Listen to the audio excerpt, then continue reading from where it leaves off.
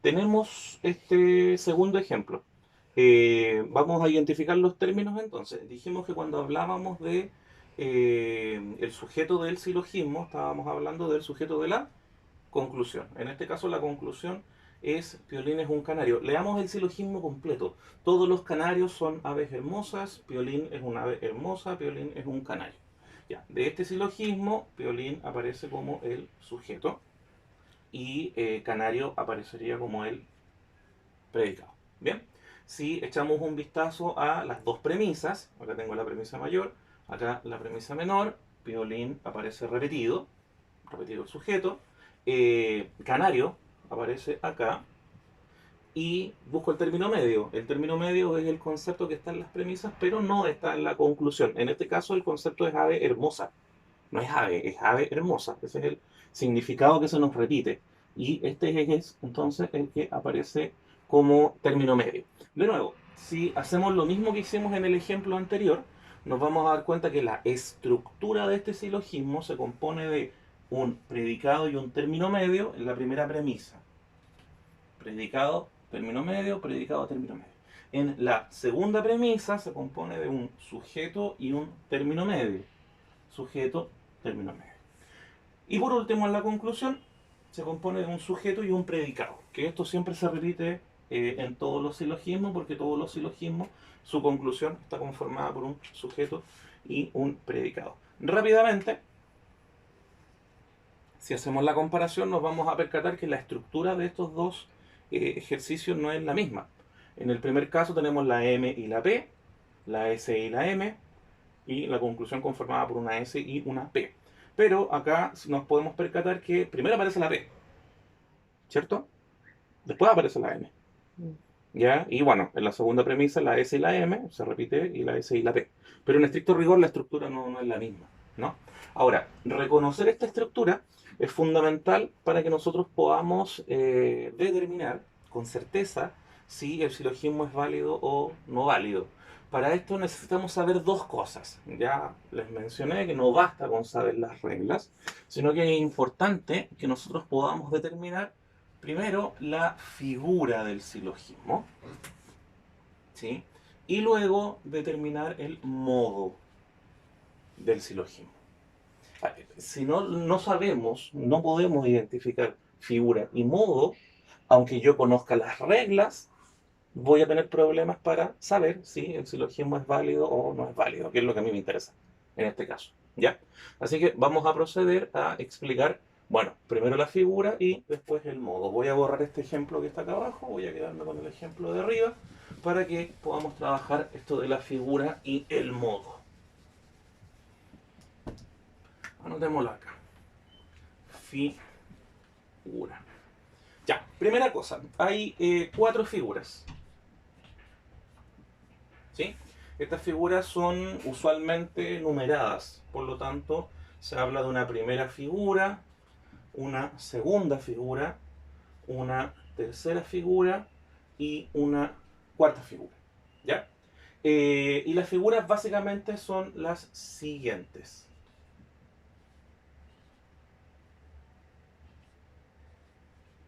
Primera figura, término medio predicado, sujeto término medio, sujeto predicado. Primera figura. En el caso de la segunda figura,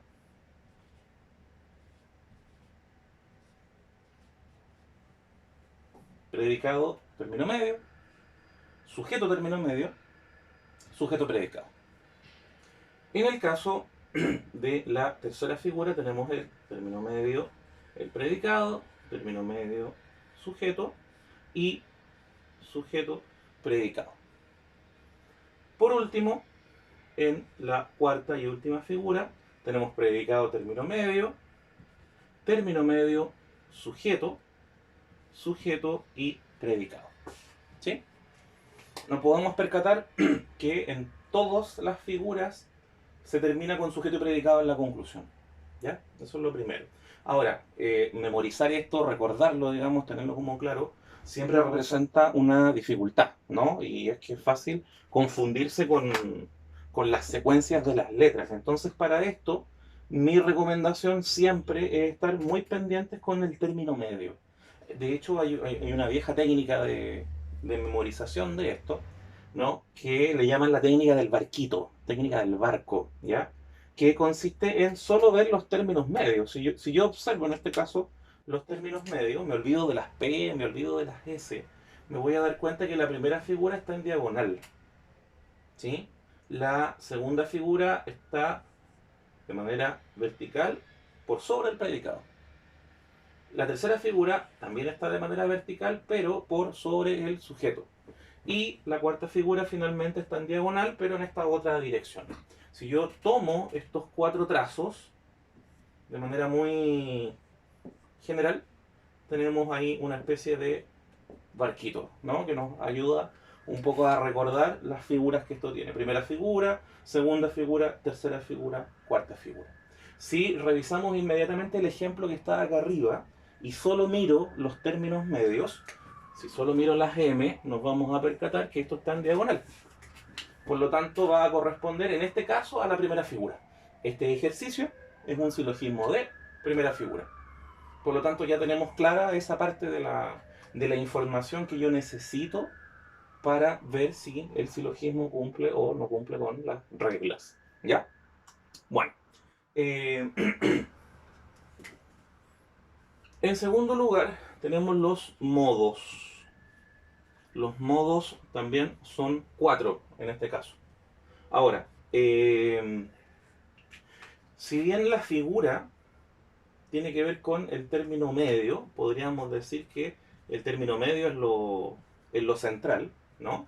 En el caso de los modos, lo central tiene que ver con la cantidad de sujetos, la cantidad de conceptos de los cuales se está predicando algo en el ejercicio. Sin embargo, esta cantidad no es en un sentido cuantitativo, como una cifra, sino más bien es cualitativo. No tiene que ver con un número exacto, sino que tiene que ver con categorías generales.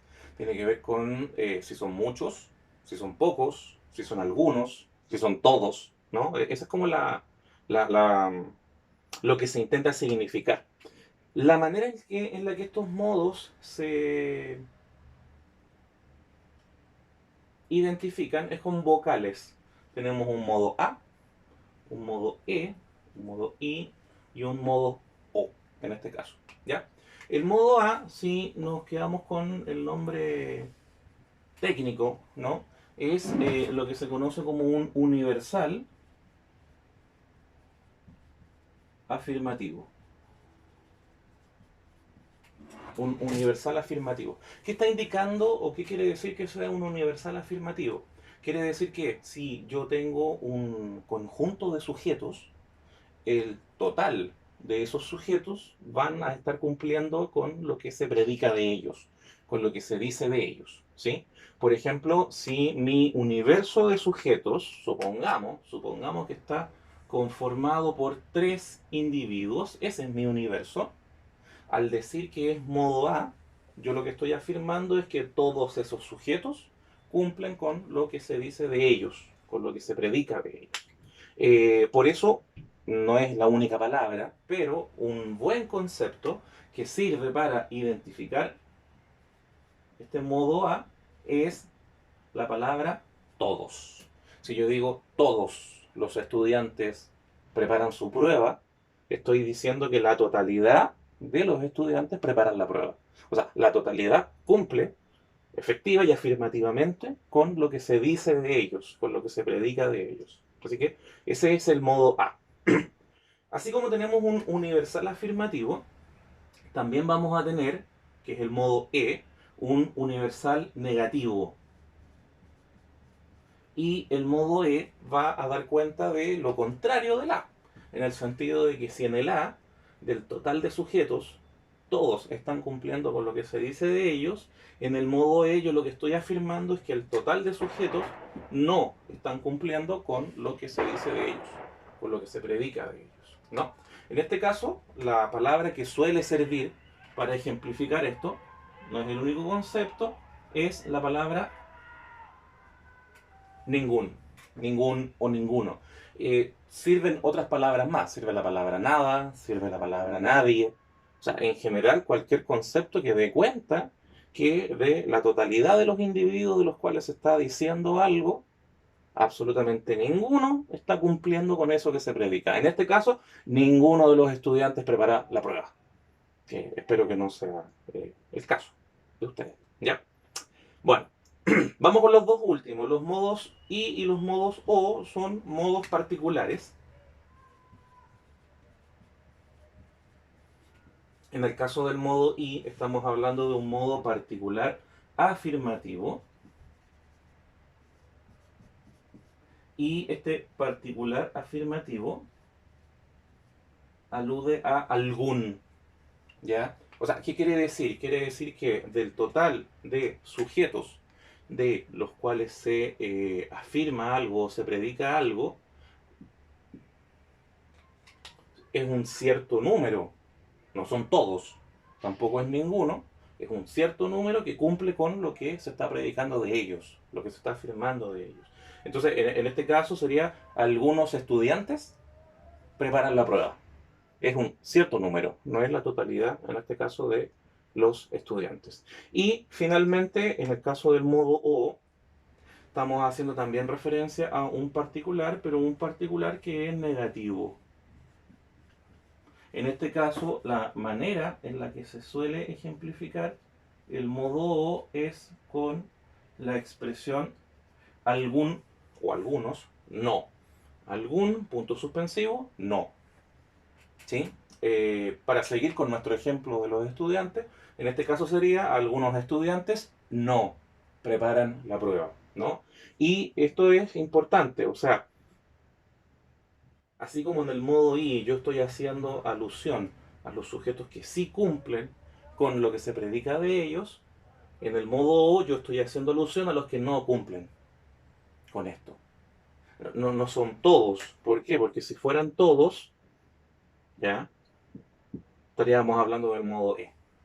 Tampoco son todos, en este caso, los que están cumpliendo, porque si hablamos de todos los que están cumpliendo, estamos hablando de nuevo del modo A. No, en este caso, nosotros estamos haciendo referencia a un número específico, un cierto número que no son todos y tampoco son ninguno, que en el caso del modo O no están cumpliendo con lo que se predica de ellos. Ahora, atención, vámonos con nuestro ejemplo de Sócrates, el ejemplo que tenemos acá. Si nos fijamos en la premisa mayor, acá dice todos los hombres son mortales. Entonces yo puedo identificar fácilmente el modo presente porque dice todos. O sea, esta premisa mayor es modo A. Si me voy a la segunda premisa, dice Sócrates es hombre. Esto es interesante porque al decir Sócrates es hombre, estamos diciendo que todo Sócrates es el que cumple con lo que se dice de él, que es ser hombre en este caso. Por lo tanto, todo Sócrates es un universal, que cumple, digamos, a cabalidad con lo que se está señalando. Por lo tanto, acá estamos hablando del modo A también. Para que de repente se produce una confusión con los nombres, ¿no? Porque alguien dice Sócrates es un hombre. Sí, pero no olvidar que es todo Sócrates finalmente el que está cumpliendo con el predicado. Para que esto fuera un modo I, tendríamos que tener información sobre una cierta parte de Sócrates que cumpla con el predicado. Por ejemplo, si esto dijera los músculos de Sócrates son de hombre, ahí nosotros tenemos que del universo del sujeto, que es Sócrates, es una parte, los músculos, lo que está cumpliendo con lo que se predica de él. ¿Sí? Por lo tanto, esto corresponde al modo A. Y en la conclusión es exactamente lo mismo, es todo Sócrates el que es mortal, no es una parte de Sócrates. Así que también tenemos que este silogismo en la conclusión tiene un modo A. A ver, ¿qué tenemos ahora? Tenemos entonces que la figura del silogismo es figura 1 y el modo del silogismo es A, A, A. Este silogismo es un silogismo A, A, A de primera figura. Lo que voy a explicar en los próximos minutos es clave. Es clave. Si entendemos esto, no tan solo vamos a poder ver más adelante las reglas, que las vamos a ver más adelante, ¿no? Las vamos a conocer, sino que vamos a poder hacer la guía que les envíe. Y la guía que les envíe es solo para reconocer modos y figuras. En la guía que les envíe yo necesito que ustedes identifiquen en cada uno de los ejercicios qué figura tiene y qué modo finalmente tiene, ¿no? Ahora, atención, que esto es clave. Si bien es cierto, yo tengo este silogismo a de primera figura, se puede dar la posibilidad, que sería que es factible, ¿no? Que sea un silogismo a pero de segunda figura. Eso se puede, no hay ningún problema. Y que también sea a de tercera figura y a de cuarta figura. O sea, todos con los términos medios ordenados de esa forma. O sea, aquí tengo cuatro silogismos en el caso de los a. Pero atención, está la posibilidad, ¿no? Que este silogismo no sea a, todos, sino que sea e. Y que la conclusión diga ninguno. O sea, todos, ninguno. Y si fuera así, también tengo ese silogismo e, ¿no? De primera figura, segunda figura, tercera figura y cuarta figura. O sea, tengo cuatro silogismos más, tengo 8, ¿no? Eh, También está la posibilidad, ¿no? Que este silogismo termine con la i, termine con algún o algunos, o sea, todos, algunos. Y de nuevo, eso en el caso de la primera figura, segunda figura, tercera figura y cuarta figura. O sea, se suman cuatro silogismos más, tengo 12. Y también está la posibilidad que este a termine con la o sea, todos, algunos no.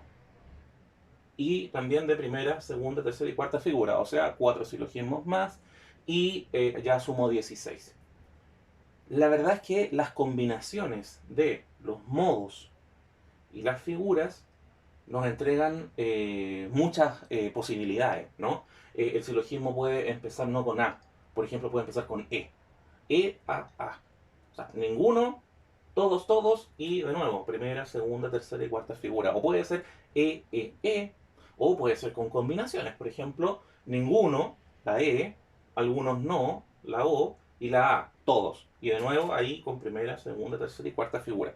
Cuento corto. Si nosotros mezclamos los cuatro modos con las cuatro figuras, tenemos un universo total de silogismos. Vamos a borrar aquí. Un universo total de silogismos que asciende a los 256.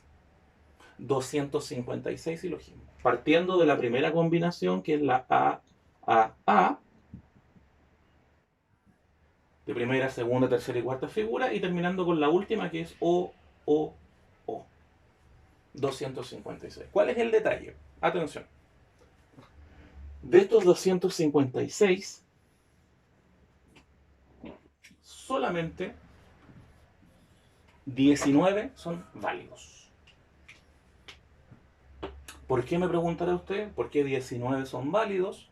Porque resulta que de estos 256, solamente 19 cumplen con las 8 reglas del silogismo. Usted se imagina entonces cuál es su trabajo en el marco de este curso, ¿no? El trabajo es que yo le voy a dar un silogismo que va a pertenecer a uno de estos 256 y usted tiene que determinar si pertenece o no a alguno de los 19, si es un silogismo válido o no es un silogismo válido. ¿Ya?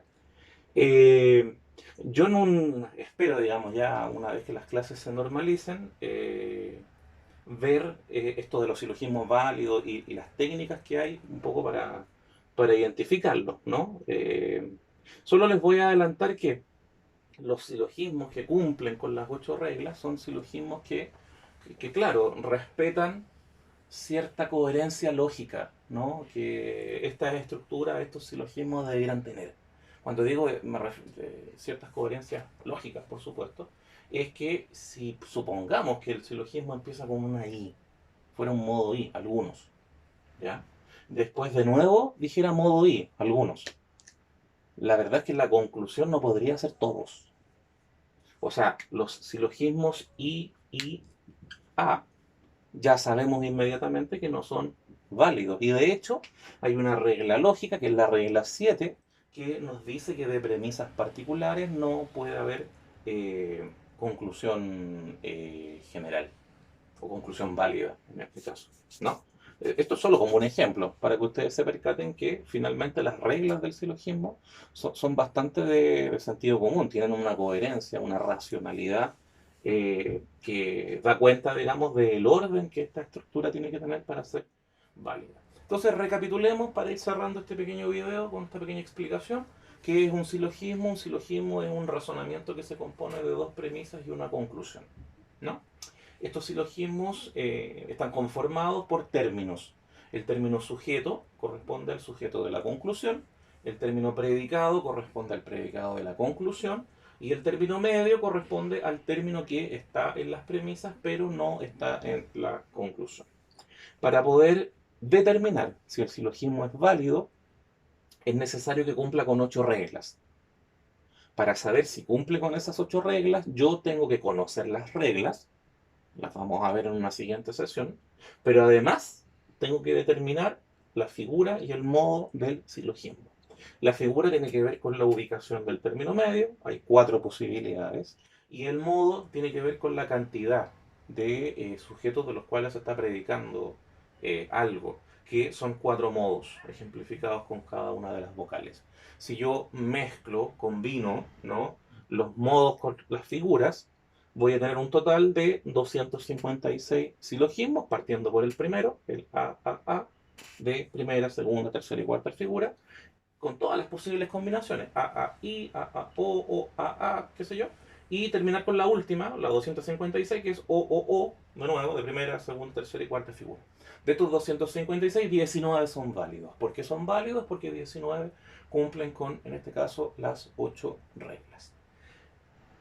La guía que les envié, básicamente les pido que identifiquen entonces la figura, pueden escribirla, ¿no?, al costado del ejercicio, si es primera figura, segunda figura, tercera figura, solo identificarla, no hay que justificar, ¿ya? Y identificar cada uno de los modos, ¿ya? La idea es que ustedes solo identifiquen figura y modo, no vamos a ver todavía si es válido o no válido, porque eso lo vamos a ver una vez que veamos las reglas y veamos las 19 formas válidas, ¿no? Así que eso lo vamos a trabajar más adelante, ¿ya? Frente a cualquier duda, frente a cualquier consulta relacionada con la guía, me pueden enviar un correo o bien revisar el texto de Irving Copy, consultarlo, digamos, para despejar algunas dudas. Si van a buscar material en YouTube, sean bien cuidadosos, busquen, revisé bastante videos tutoriales y la verdad es que no muchos logran una explicación tan clara. Terminan desorientando más que orientando. Entonces, sean bien, no sé cómo llamarlo, selectivos para escoger el material de apoyo. Bien, espero que estén muy bien, cuídense, nos vemos.